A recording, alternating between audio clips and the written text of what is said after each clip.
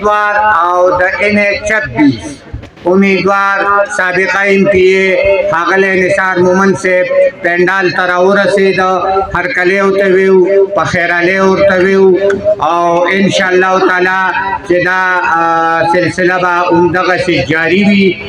نو تاسو ټول ملګري به د محفل ښکلا د اختتام د ټیمه پورې یئ، ملګري به اورو او ښایسته طریقې سره به اورو.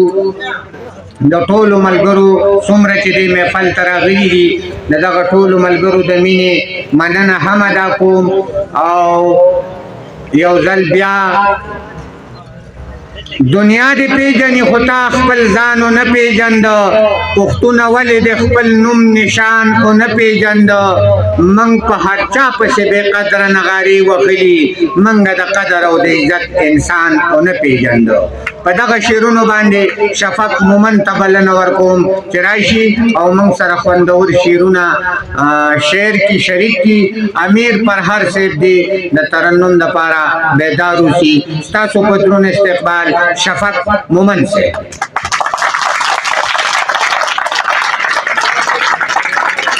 وی ګیره مې سپینه د 15 کالو عمر کې شوه، زه د دې خاورې درد بې وخته بوډا کړی یم.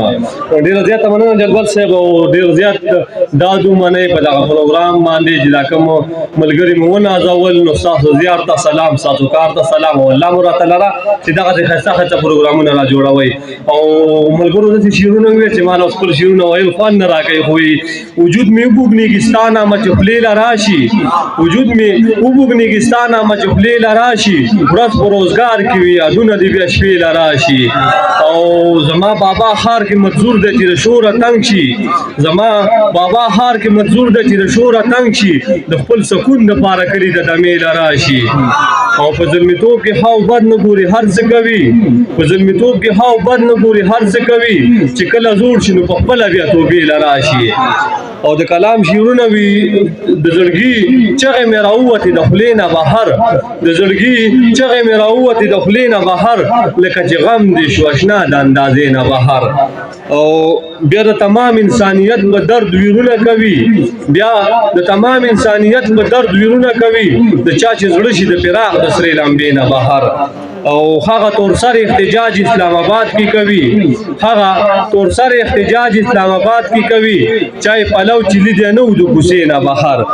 او بیا د تمام بیا به د دې خلکو په زړونو کې خپل ځان وویني، بیا به د دې خلکو په زړونو کې خپل ځان وویني، خو که یو ځلې شوي د ذات د دایرې نه بهر.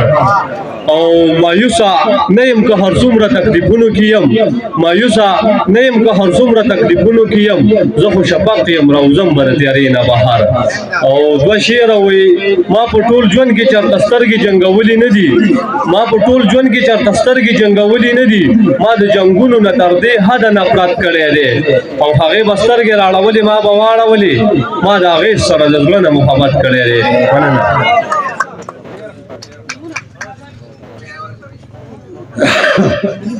پښتونه ستا نامه په هر میدان زنده‌باد، خوشحال غني رحمان او علي خان زنده